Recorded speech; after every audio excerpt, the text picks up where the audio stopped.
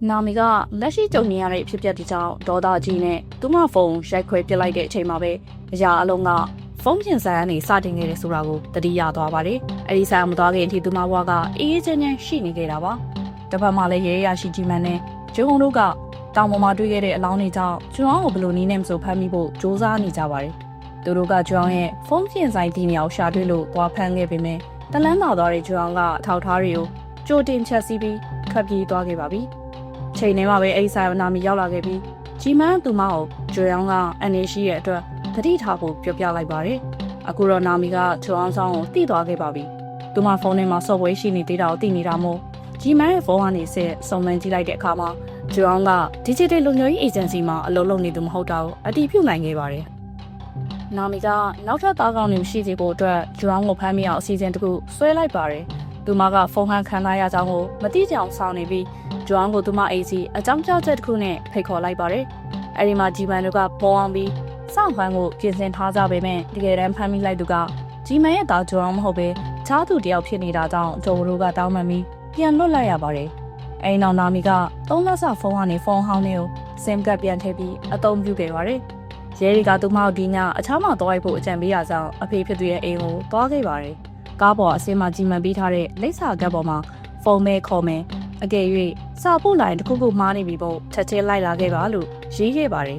။ဒါပေမဲ့သူမအိမ်ထဲဝင်သွားတဲ့အခါမှာတော့အိမ်ဟာတိတ်ဆိတ်နေပြီးအဖေဖြစ်သူအိမ်ခန်းထဲမှာအိမ်နေတဲ့အထင်နဲ့ဝင်သွားခဲ့ပေမဲ့ဂရေမောင်မမြင်လိုက်ရတာကလူရှိနေတရားစောင်းနေကိုပုံမှန်ပြီးအုပ်ထားဖြစ်နေလို့ထိတ်လန့်တုန်လှုပ်သွားရပါတယ်။အဲဒီမှာပဲကျွန်းအောင်ကသူမကိုလောင်ရင်ပေါ်ထွက်လာပြီးဂျီမန်းစီကိုအဆင်ပြေပါတယ်။အိပ်ပါတော့မယ်ဆိုတဲ့စာကိုအတင်းအကျပ်ပို့ခိုင်းပါတယ်။တစ်ဖက်မှာတော့ကျွန်းအောင်စီကိုဖုန်းဝင်လာပြီးတောင်ပေါ်မှာတွေ့တဲ့အလောင်းရဲ့ DNA ကဂျီမန်နဲ့တိုက်ဆိုင်နေပြီးတေဆုံးသူဟာဂျီမန်ရဲ့တာရင်ဖြစ်နေတဲ့ဆိုတဲ့သတင်းကိုရလိုက်ပါတယ်။သူတို့စပွေးစပွားဖြစ်နေတော့မှပဲကျွမ်းကစွန်းကိုရေချိုးခန်းထဲမှာချီနှောင်ပြီးရေနှစ်တက်ဖို့ပြင်ထားတာကိုနာမီကိုပြပါတယ်။ပြီးတော့နာမီကိုလည်းကိုယ့်လက်နဲ့ကိုခြေထောက်တွေကိုမလှုပ်ရှားနိုင်အောင်တိတ်နဲ့ပတ်ခိုင်းပါတယ်။အဲနောက်နာမီကိုပါရေချိုးခန်းထဲမှာလက်တွေ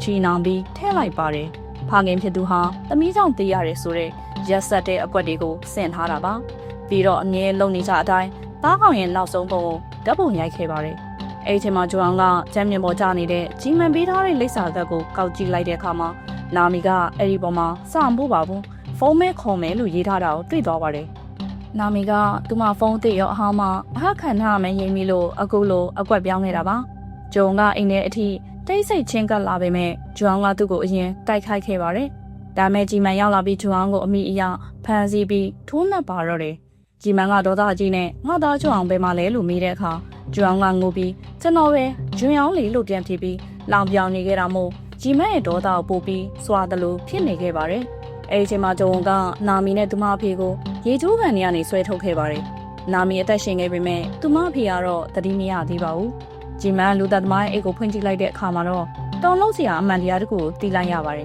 ။တကယ်တော့သားကောင်က၈ယောက်မဟုတ်ပဲ9ယောက်ပါ။ပထမဆုံးအသက်ခံရတဲ့သားကောင်ကတော့ဂျီမန်ရဲ့သားရင်ကျွောင်းကိုယ်တိုင်ဖြစ်နေတာပါပဲ။သူကလူစုံမဟုတ်ပဲဖခင်နဲ့စကားများပြီးအိမ်ကထွက်သွားခဲ့တယ်ပါ။ဒီလူသက်သမားကဂျီမန်ရဲ့သားကိုလွန်ခဲ့တဲ့9နှစ်ကတည်းကတတ်ခဲ့ပြီးသူ့ရဲ့ကိုကြီးအချက်လက်တွေကိုခိုးယူကလူသက်သမားအဖြစ်ဟန်ဆောင်နေထိုင်နေခဲ့တာပါ။ဂျီမန်ကသူ့သားရင်ရဲ့နောက်ဆုံးတစ်ပုံဖုန်းထဲမှာမြင်လိုက်ရတဲ့အခါမှာတော့ယူကြုံမရဖြစ်သွားပါတယ်။လူသက်သမားကဂျီမန်ရဲ့ဇနီးနဲ့တောင်ကားဖြစ်သူဟန်ဆောင်ပြီးဖုန်းနဲ့စကားတွေပြောနေခဲ့တာပါ။ဂျီမန်ကဒေါသကြီးနဲ့လူသက်သမားကိုတနက်နဲ့ပြတ်တက်ဖို့စူးစမ်းပေမဲ့လူသက်သမားကသူ့ကိုစကလုံးနေနဲ့လှည့်စားနေပါတယ်။ဒါပေမဲ့အသက်လူနေရတဲ့ဖခင်ဖြစ်သူမျက်နှာကိုကြည့်ရင်နာမီကဂျုံရဲ့တနက်ကိုကောက်ယူက